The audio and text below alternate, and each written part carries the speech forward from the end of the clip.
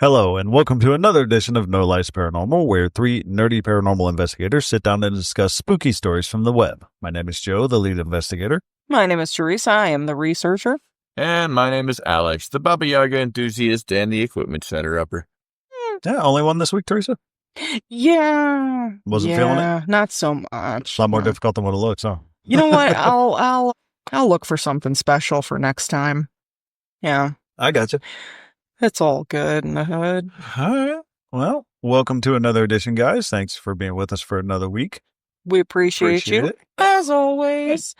So this week I went different. Just plain different. So Coco's is on there this week. I don't know what y'all did, but mine's a little closer to home. Okay. Mm-hmm. So in Barberton? No. That's not closer to home.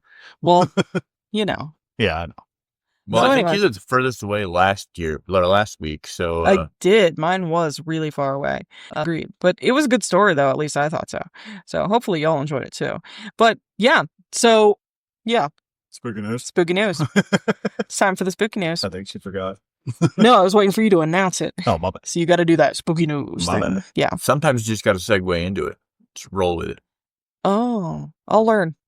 All right. So the first event I've got here, there are a whole lot of things going on in Middletown, Ohio this month. The first one, and the one that's most interesting to me, is the Windermere Ghost Hunt, Friday, June the 20th, from 7 o'clock p.m. to 1 o'clock a.m. the next morning at 2 South Main Street in Middletown, Ohio.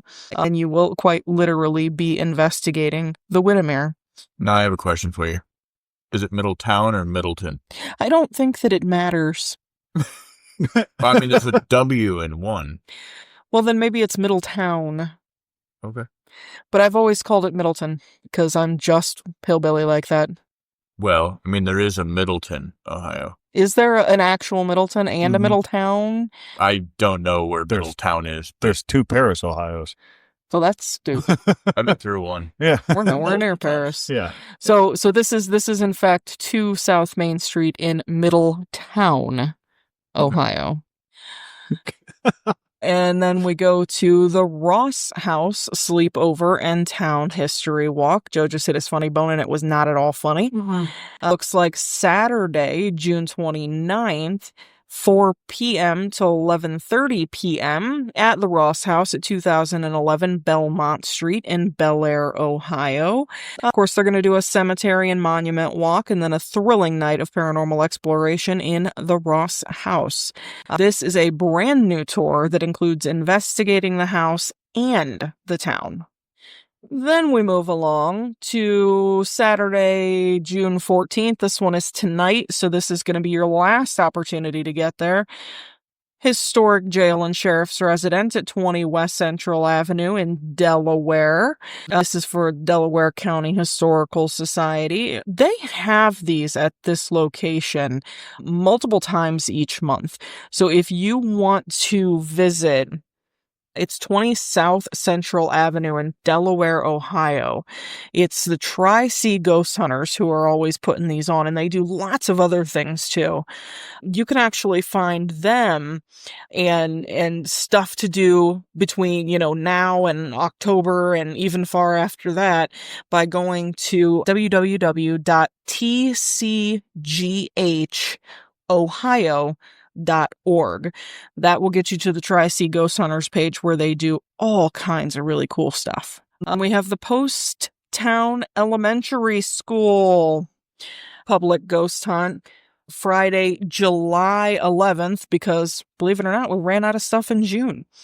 This is at 6600 Trenton Franklin Road, also in Middletown, Ohio.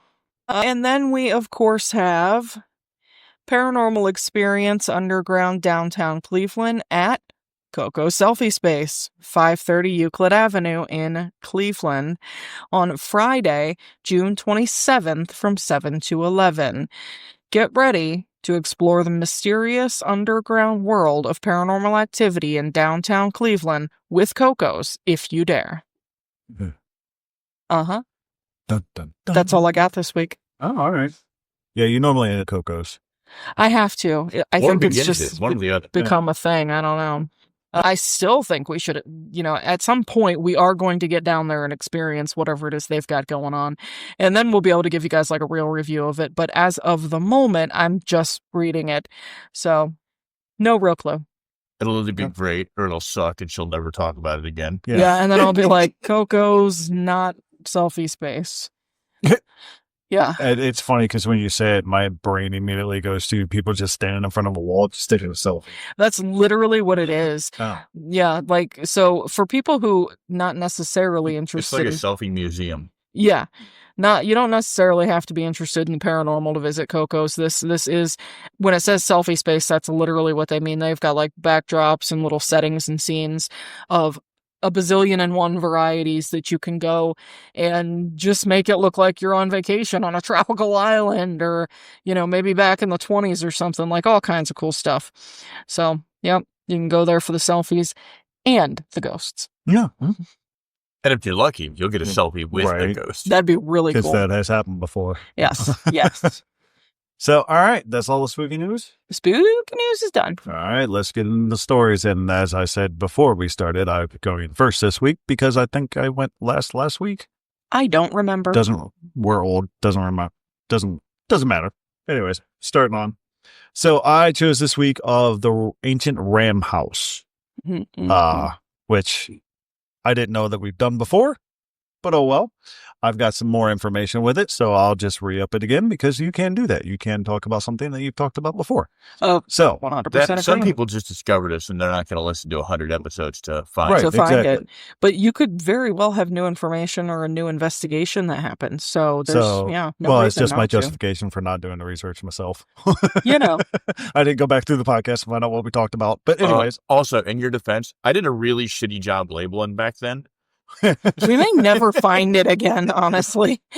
I couldn't tell you what episode it was. It's there somewhere. No big deal. I'll just say the new information. So, tucked into the village of Watton, I believe I'm saying that right, under the edge in Gloucestershire? Apologies. So close. Stands a building so steeped in darkness that locals still cross the street rather than walk past it after nightfall. This is the ancient Ram Inn, and its haunted reputation stretches back nearly 900 years.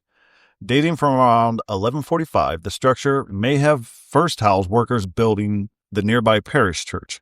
Over the centuries, it has worn many masks, a priest residence, a humble inn, and finally a battleground between man and the restless dead.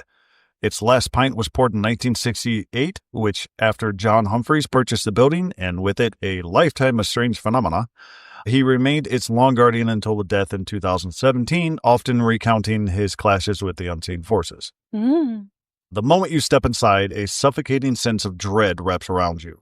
Bare stone walls, groaning timber beams, and a constant sense of being watched conspired to chill your blood. As one visitor grimly put, the atmosphere was awful.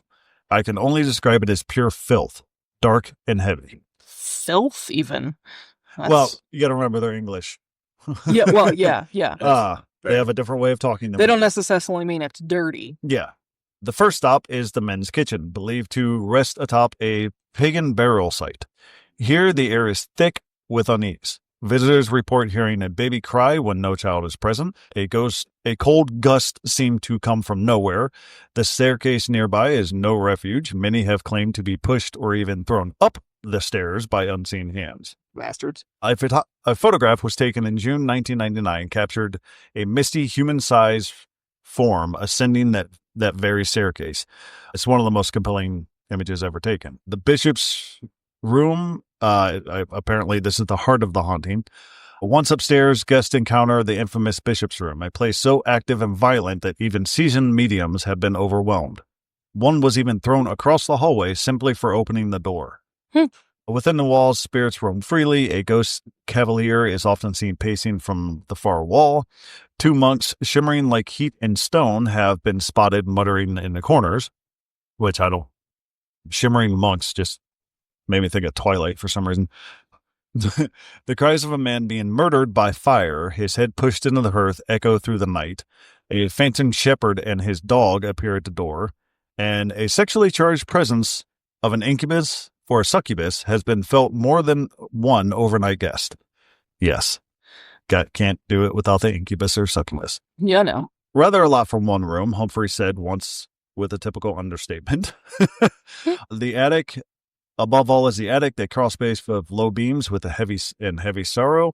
Here, the legend claims that innkeeper's daughter was murdered in the 1500s. To this day, people in the bishop's room below hear the dragging of something heavy overhead, like a body being moved or concealed. We've heard that in an EVP. Oh, yeah. Of a body being dragged down the No, steps. obviously we weren't at the ramp, but yes. Yeah.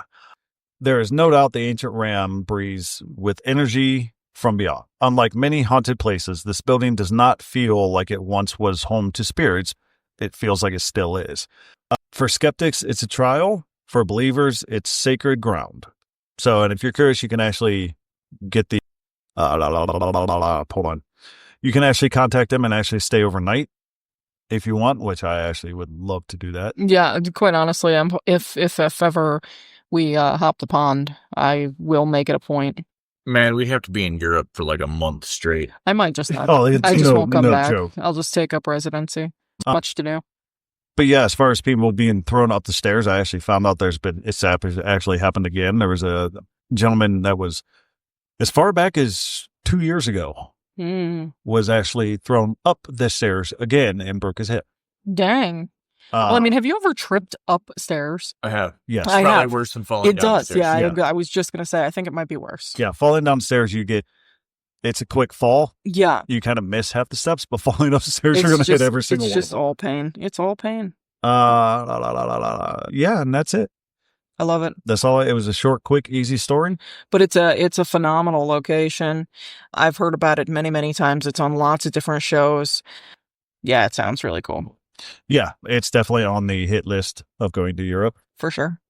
So much is, though. I mean, I could get lost. I could just get lost in Europe. I'd be gone forever. Where's Teresa? Oh, she still goes hunting. She's still in Europe. And then you get the little monologue from SpongeBob. One eternity later. I'm still there. Yep. Yeah. So that was my story this week. I know it was quick and easy, and it probably didn't we spend like probably 3 minutes. No, I love it. I love that. I love the place. It's a good place. It's great haunting. And I want to see it. Yeah. So yeah. Do you want to go next or last? I'll go last. Okay, cool. Well, then I have a bit of a long one. That's why I went short. See? Because you can always count on me. So I'm just going to read it. Everyone who knew of the house at the end of Claybin Drive remembers it. Not for how it looked, but for how it felt. It wasn't the flaking blue paint or the way thistle tangled itself around the stairs and crept onto the porch like it was trying to pull the whole place back into the earth. It was the stillness. The kind of stillness that presses on your chest when you stand too close. Like the air didn't move. Like the house didn't breathe. Like something inside was waiting. The house is empty now. Has been for years. The front windows are fogged with grime. The mail slot long sealed shut. No one delivers anything here. No one dares. The town quietly agreed to let it rot, hoping time would erase whatever happened inside. But it hasn't. People still cross the street rather than walk past it. Before the silence, before the storm, before the fear and the stories, Betty lived there. Just Betty. She was a normal woman, married, loud, proud, always moving around. She had what the neighbors might have called a football team worth of children. 7, maybe 8. No one could remember exactly. They were always outside, running barefoot through the yard, chasing each other around the oak tree out back, hollering up and down the street like it was their own personal stadium. Over the years, the noise faded. The children grew up and moved on, one by one. Betty's husband left eventually, too. Divorce papers were filed quietly. No drama to speak of. Just another house, slowly changing with time. When all that was said and done, only Betty and her youngest son remained. He didn't run in the yard like the others. He didn't ride bikes through the neighborhood or climb trees. He was quiet, gentle, a little boy with a bad foot and a stiff leg that made walking hard. People rarely saw him outside. Mostly he stayed in. Betty kept to herself more in those days. She still smiled at neighbors, still raked her leaves and brought out the trash, but there was something different. Not sadness exactly, more like waiting. A quietness that didn't match the woman that folks remembered. And sometimes, late at night, lights would flicker inside the house. Not lamps, not flashlights, but something sharper, bluer, like lightning. Only it didn't stop. That's when the storm began. A neighbor, we're just going to call him John for the sake of anonymity, was the first to see it. He had stepped outside on his porch for a smoke just before midnight. The sky was clear, not a cloud in sight. But suddenly, he saw a flash in one of Betty's windows. Deep blue and jagged, like lightning had struck inside the room. A second later, he heard it. A cracking noise. Not like wood breaking, but like something deeper. Bone, maybe. Or time itself. He stared across the street. Inside, the window, dark clouds, bless you, swirled through the room, lit from within by quick silver arches of lightning. They sank down the staircase like smoke made of thunder. The storm wasn't just real, it was growing.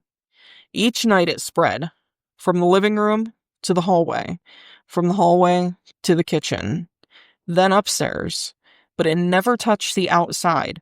It was like the storm had made a nest inside the house and Betty had made peace with it. She began to light candles, long white tapers placed carefully at every doorway and window. She left bowls of herbs in the corner. She spoke to someone, or something, when she thought no one could hear her. Not in grief, not in fear, but in reverence, like she was praying to something older than memory. Then the voices returned. Not Betty's, not her husband's, not the voices of her grown children. Laughter echoed through the house, but not the same as before. It was thinner, slightly off, like a recording that had degraded over time. High, childlike voices flitted through the air, repeating the same phrases over and over. "Mama," some would say, "watch me," or "don't let them in." Betty began speaking back to them. She used names that no one had remembered any of her children having.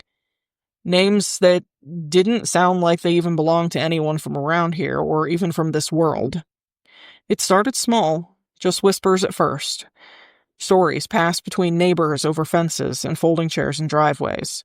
"She reads cards now," someone said. "Tarot," someone else corrected. Laid out a spread on her porch like she was waiting for someone. Most thought it was harmless, just Betty being eccentric. She'd always been theatrical, after all.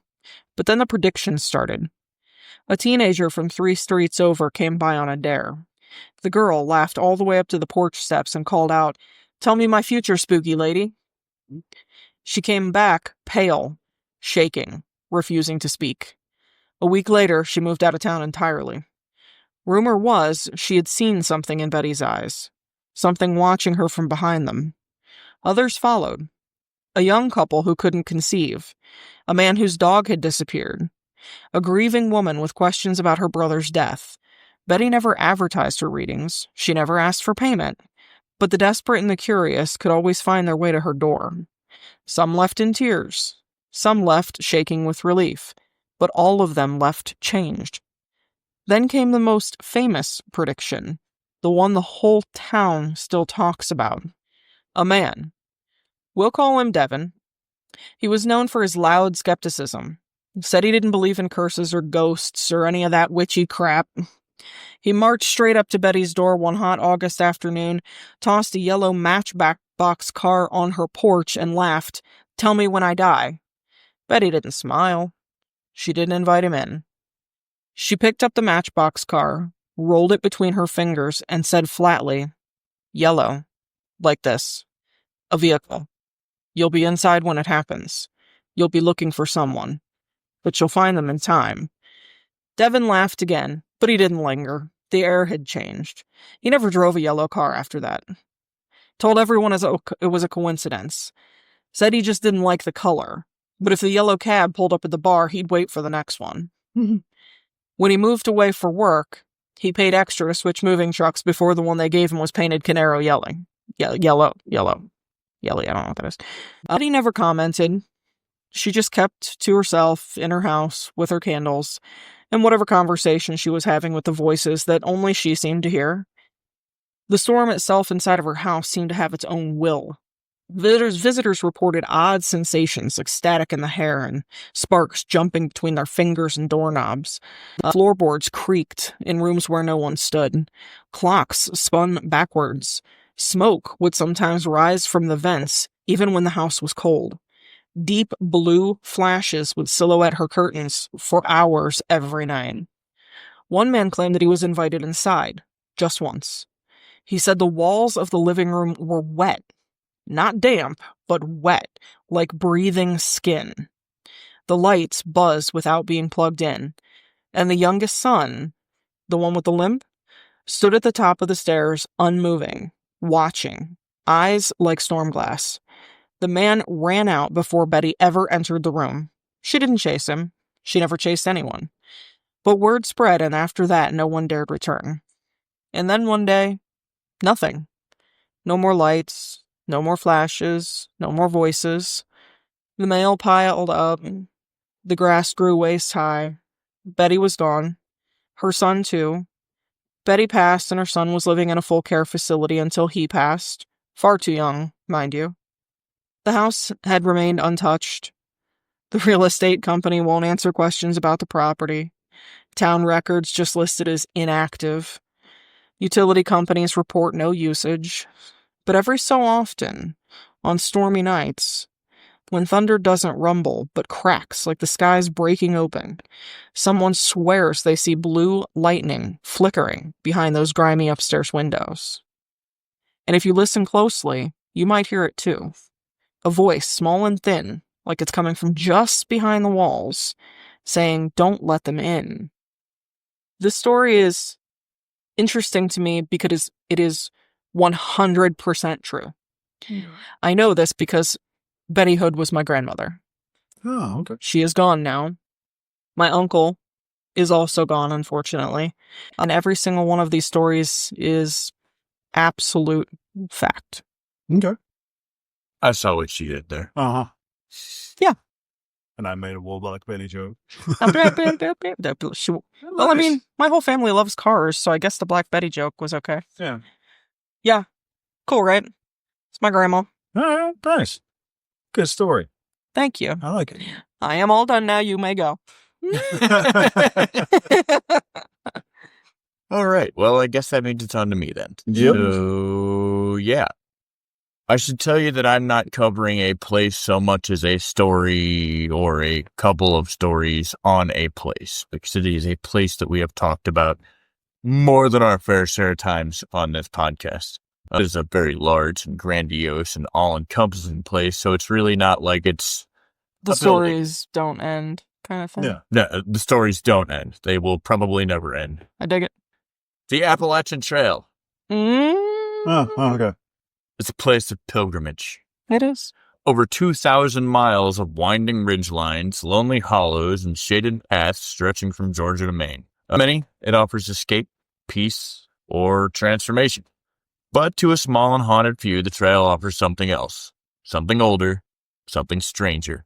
Tonight, I will explore reports that have unsettled rangers, baffled families, and chilled fellow hikers to the bone. Why? Because I'm a hiker, and I love hiking. No.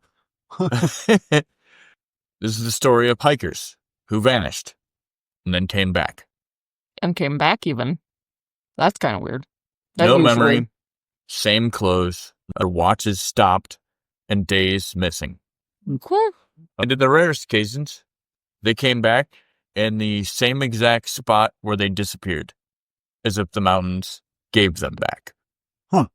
It was late September of 2017 when a trail runner, Michael Lane, who was 34 years old, from an engineer from Asheville, set out to tackle a solo day loop along the Tennessee-North Carolina border.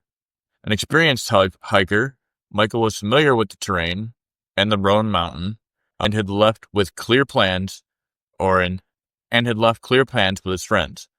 What happened next is pieced together from search and rescue records, Michael's own post-hospital interview, and the GPS log from his smartwatch. Michael was due back by sundown, but when he didn't return, his car still parked at the trailhead. A search was launched that night. This is not abnormal for the Appalachian Mountains. As soon as you go missing, they start looking. It increases your chances of being found. Yeah. Within the first 4 hours, I believe it is. Dogs caught no scent. Helicopters spotted no movement. Trail was well marked, dry, and not especially treacherous.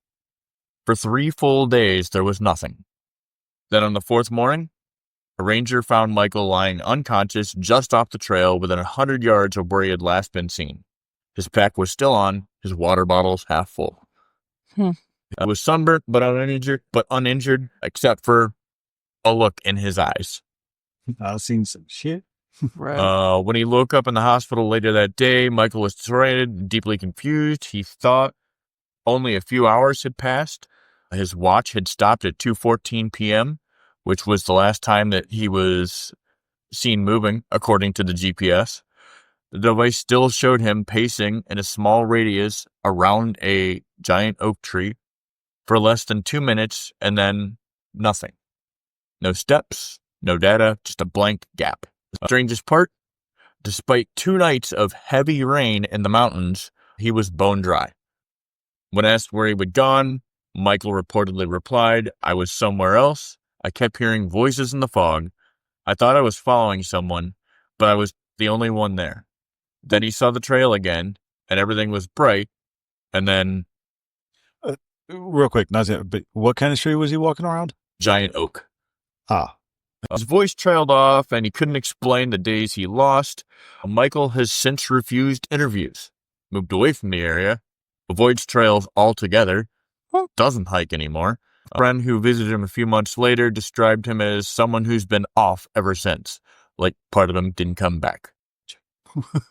Right. Our next story, north, in the Vermont stretch of the trail near the Glastonbury Mountain. This region has long been known for disappearances, stretching back to the 1940s when a local guide named Mitty Rivers vanished on a short hike and was never found. But one of the most disturbing stories didn't make national news. It happened in 2009, and it involved a boy named Ethan Price, who was 9 years old.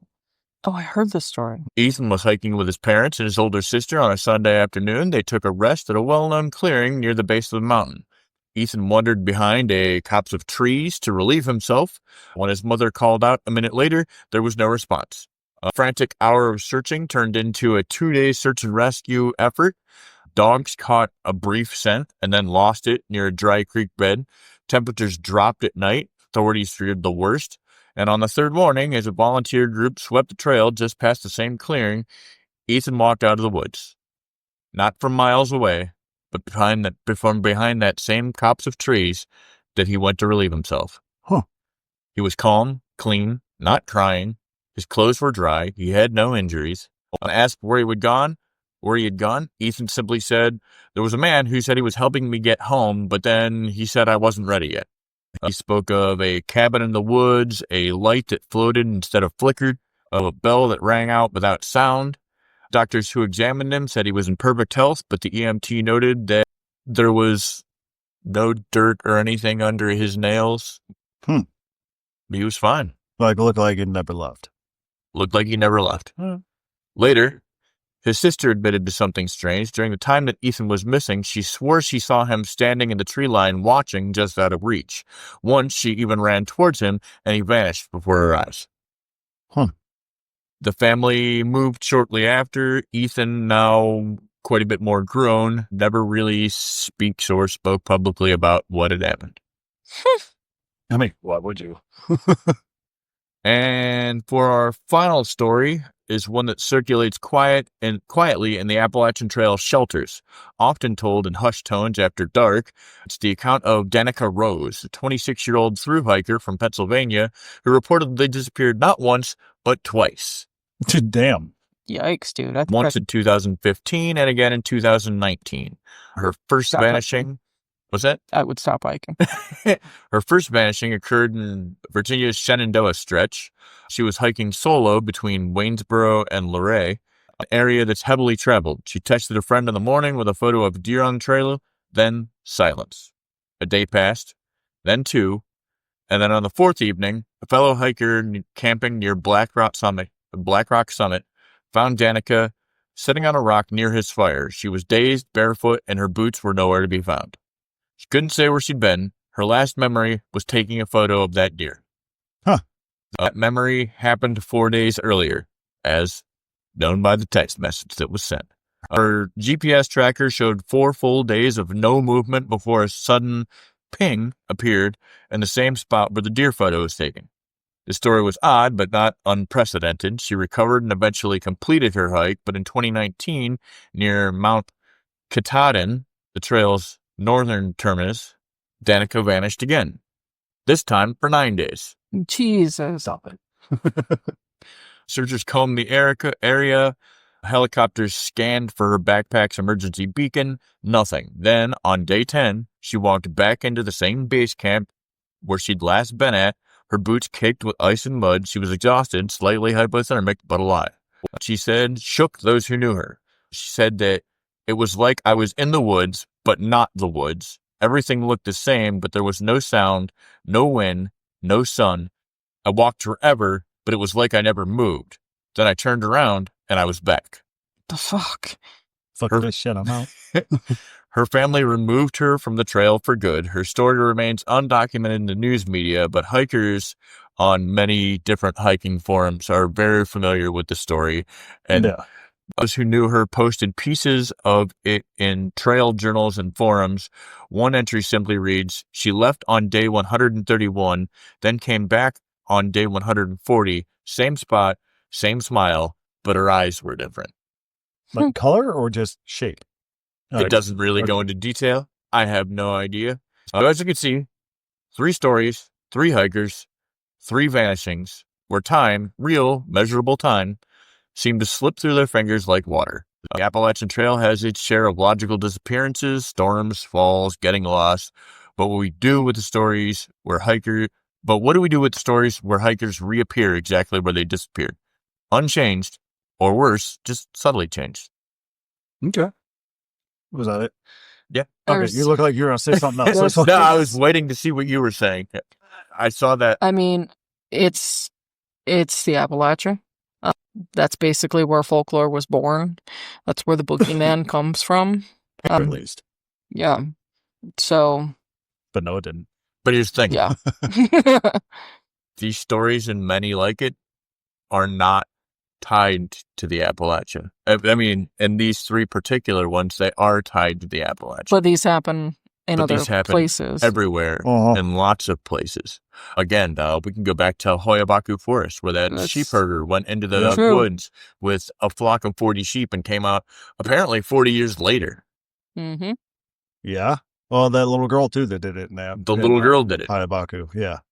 We have been in the woods and watched the sun go down twice in one day.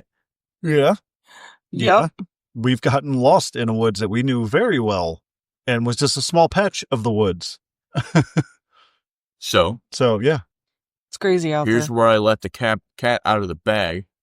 We're going to do our roundtable this month on time slips and time loops. Ooh, I like that. Okay. It's a very real thing. It's something we've experienced, and it's all over the world. So that gives you a lot of stories to talk about between now and then. Yeah. It's true. It's true. Because the one thing that struck out to me was that dude walking by the old oak. If you know about lore and backstory about things, oaks are They're a very sacred tree, and to be fair, mostly in Celtic religions, but in lots of religions. Like, the oak is, let's be perfectly fucking clear, like, how many of us, every dining room table we had from, 1940 to 1980 was, the biggest and best that you can get was always this large oak table. Heavy as shit. Heavy as shit. Yep. Sitting at one right now. The one we're at. And this table is very old, actually. There's a thought going on in my head, but I don't have enough. I don't have enough oomph behind it to actually say anything about it. I love it. It just more of like oaks. This goes back to the kind of like the Gaia theory, that all the trees and everything are connected. through everything, and especially different species. They're connected with other species and stuff like that. If they're connected to the timeline, Questions I just don't have answers to. yeah, that's why I said I don't have enough oomph behind it to actually formulate anything. But no, I've heard of hikers disappearing and all that. That's one of the reasons why I have a love-hate relationship with the woods. Like, I love to go to the woods. Like, don't get me wrong. Even my father will tell you if you ever talk to him. In my youngest days, we were in Massachusetts, and I just took off through the freaking woods. And my dad's like, "You've never done that before." I was like, "Yeah, it's in the woods. It's calming. It's cool. Yeah, it's like, I love it." And they're like, "Yeah, but you took, like, I think I was 8. You just took off. Like, you were way far ahead." I was like, "Yeah, that's the woods. I love the woods." But it's also an eerie place because there's a lot of things in there that you don't see. They sure the hell see you, though. Mm-hmm. Especially me, I'm visible from space. That's true.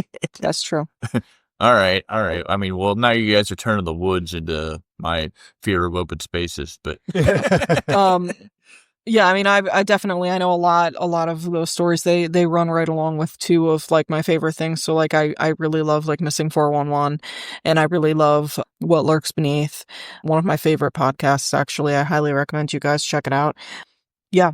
And they talk a lot about, oh yeah, the Lore Lodge. missing hikers and things of that nature. There's also there's a YouTube channel called Kyle Hates Hiking.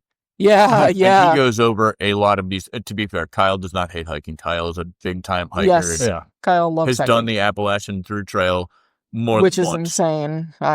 And I believe that he's even done like the one through the Rockies. Yeah, I believe so. On the West Coast. Yeah. And those are again, an Appalachian through hike. You better be taking a year off fucking work, because that's over 2,000 miles. Mm-hmm. It's a heavy trek. And they said it generally takes about 9 months to get through. That's not crazy. And you have to go during certain seasons, period. And yeah. It's real fucking hard to pull off a through hike. Yeah. Yeah. I love all that stuff. Oh, while I'm talking about it, also check out Scary Interesting. That's another one that I really love. Yeah. They even have like a Patreon and stuff, so you can support them. What Lurks Beneath has a Patreon. You can support them as well. We don't.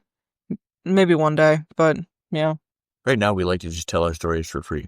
Yeah. But yeah, no, like going back to your like, well, we don't have like big editing and stuff that costs money, so. No. Yeah, going back to like your story with the oaks and like how everything's connected. I mean, let's be clear. Fungus. There's a fungus among us. Literally the largest living organism on Earth is it's the honey fungus in Oregon. It covers 2,200 acres. It's one giant connected thing. Yeah. And it's over 2,400 years old. That's crazy. And it communicates. No, that's just, like I said, I didn't have enough oomph behind the thought to actually formulate it any further. But that's always been a theory of mine, because I remember reading stories when I was younger of some of my father's books, and even doing the research myself of the trees. Certain trees have certain powers and all that. I mean, it's not just Celtic. There's also some in the biblical sense. Right. Again, I mean, really Celtic's the one that stands out because everybody knows that is like tree love and druids. Thanks. Tree hugger. But no, like. Yeah. No, and that's it's and even for us at Indigo Lake. We found those trees down there, and I was standing near that oak, and I saw the ground start to vibrate. And then we got that crazy ass EVP out there too. Yeah, which is, so far as we know, the only EVP we've ever caught in that particular portion of the woods. Yes. Yeah, it was really, really weird. So oaks, a whole part. I don't know what the rest of the hikers were standing next to, or if they were in it, but I couldn't remember exactly all of the details on the story, but I made sure to include one of them that I did remember the most details on, but there were like 2 others where literally their GPS showed them like circling this oak for probably 3 days. Yeah. And they were gone the whole time. Yeah. Just not gone. there. It's craziness. Are ley lines following under the Appalachian Trails? There are a lot of ley lines in Appalachia. A lot. I don't know that it specifically follows the trail, but there are lots. Here's a fun fact. Did you know that every state capital in the U.S. sits on a ley line? It's true. That is true. It was actually designed that way. Yeah. Yeah, there's been plenty of reports of even Washington itself. Washington, D.C. was not just the how it was made, but where it sat. Yeah. Follows the pattern of a ley line. Yep. No, like I said, that's why I always found ley lines interesting, because there's power within them, and it's literally lines of kinetic energy. Yep. It's crazy shit. That's what it is. I love it. Yeah. No, I don't know. I was watching something the other day, and it started talking about one or two of these time slips, and I'm like, that's where I want to go with this. Yeah. I was like, I've kind of seen this in the woods firsthand, and I mean, Joe and I can tell you for a fact, I don't know how he felt about it, but there are times where we've gone hiking in the same place, and, you know, no matter whether we only went for an hour or we went for 5 hours, somehow it still only felt like that hour that we were in the woods. Yeah. Right? And you're like, where the fuck did the rest of the day go? Like, no, like there's the time we actually got lost. And when I say lost, me and Alex have been to that park many times. We've been in that particular patch of forest thousands upon thousands of times. We know it like the back of our own hand, even to the point to where I actually had a GPS thing on my phone that was tracking our entire thing for that area. We knew it like the back of our hand. And it's a small patch. When I say small, think of it like maybe half a block in a city. It's a small little patch of woods. As we're walking, we never veered. We were walking a straight line the entire time. And I knew this because we were tracking. But somehow we ended up at the beginning when we first walked into the park. And we never made a left or a right turn. Now, I know walking in the woods sometimes, it's easy to get turned around. Tracking skills may not be the greatest. It's easy to get turned around and all this. But we never turned. Right. Ever. And we didn't come across the path. We didn't come across anything. And then all of a sudden, boom, we're right back at the beginning. And me and Alex always make a joke about it, like, oh, what if we walked out into an alternate dimension and this isn't the one we were supposed to be in? Newsflash, that's why my kid calls me a changeling. Yeah. Yeah. But yeah, it's very concerning when you go into the woods and you feel like you've been there for 20 minutes, 30 minutes, and then all of a sudden you've been in the woods for 4 fucking hours, and you're like, how did the time, again, time flies when you're having fun or you're just lost in the sauce. But it's a different feeling when you're in the woods because you don't notice it. No, so what's interesting to me is it doesn't matter how many times we go to those woods. For my own retardation, these are not woods that I ever feel like getting lost in. Yeah. But, reading some of these stories, like maybe I should like take things into consideration where I can stumble into a hole that, because I can tell you that no matter how many times Joe and I have been to these woods and we always go off trail and use lots of fucking tick spray because, but somehow we always find parts of those woods that somehow we've never seen before. Or a tree that's not supposed to be there. Yeah, a big, beautiful tree, mind you. That none of us can find a picture of anymore. No, that picture is just simply missing. And I know I sent her that picture when we were there. I saved it on my phone because it was actually very beautiful. And I have on my phone, I took the panoramic view of it. And it saves into a specific file for panoramic pictures, and it's not there. Yeah, it was a weird clearing. It was a field of probably waist-high yellow flowers, and one giant oak tree. Only all the leaves were red. Red, bright ass red. It was beautiful. And it wasn't fall or anything. You can see all the other trees around it. They were all green like normal. And I'm like, what the hell? Have not found that tree again since. I absolutely loved that photo. I thought it was so pretty. And so I saved it, and it's not on my phone. You welcome to dig through it. You won't find it. No. I took the picture. I don't delete pictures off of my phones ever. Either. And I have strolled all the way through my list several hundred times. It's a crazy thing. It's just gone. It's just something you weren't supposed to see, I think. I know I can find it again. I can. I know. I guess all we really have to do is ask, right? Yeah. Yeah. That's why I said I know we can find it again. Anywho, we'll save that story for when we do. Oh, and here's a weirder part. Even on the, you look up on your maps or Google Earth, you can't find that clearing on the map. Yeah, no, I've tried. And when I say that, there's no trees around that area. But the map It's in the built- overhead yeah. doesn't show a Nope. spot like that, yeah. Nope. No, when we say clearing, we literally, I literally mean it was probably, I would say it was at least like half a football field. Oh, yeah. It was a big Maybe a field. full football field. Oh, yeah. That should show up on There an should overhead be view map. enough of a gap in trees Uh-huh. on like a Google Earth or something. That, No, it literally looked like one of those paintings that you see in like highway shops, like a Jackson Pollock or some shit like that. right? The weird shit. Yeah. It's like, what the hell? When the fuck? And I'll still never forget your first thing. Like, how is there a red oak in a pine? Yeah, that makes no sense. A beautiful red oak in the middle of 100,000 pine trees. Yeah. But yeah, no, we've experienced that many times up there. And the sun setting twice. So, yeah. So all stuff for that portion of it we'll save for when we talk about time slips, time loops, and what the hell happens, and what we think might even fucking cause us, because we don't know. Yeah. It's all speculation. We have theories, Yep. but those are like assholes. Yep. Yeah, So true. everyone's got 'em. So, all right.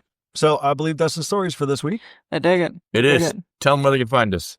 Well, you can start by looking us up on Facebook at No Lights Paranormal. You can email us at nolightsparanormal@gmail.com. You are welcome to visit our YouTube page, No Lights Paranormal, to see videos and listen to audio clips from past sessions that we have done in various locations. And some of it is actually there for you to actually view and see if you can discover something yourself. It's never actually been reviewed. You can visit us at LinkedIn at No Lights Paranormal or No Lights Para, that's P-A-R-A, on X. All right. I also wanted to just give another shout out. So Germany and Russia are easy, right? So we got like one person from Russia that downloads it. Yeah. Well, hello, Russian. Germany's got like two, so it's easy to keep track of. So, guys. I wanted to throw out a thanks and hey, what's up to the Netherlands, who seems to be just keeping up with us. Oh, nice. So in the past 3 weeks, we've still gotten another like 35 downloads from there. So Nice. like I can't keep track of how many people are over there downloading because Yeah, it does. it's not like one or two where it's like, oh, okay, every week you guys Yeah. It's like, okay. No, and we can't really shout you out on a podcast because we don't know your guys' names. So, Which is, do you want me to go over the socials again, guys? Because really. But yeah, so outside of that, we're all doing great. We love all of you. So much. Mhm. Thank you so much for actually hearing our crazy stories that we absolutely love telling. So I'd like to go out on saying, be careful in the woods and don't fuck with the Baba Yaga. nah, fuck with it.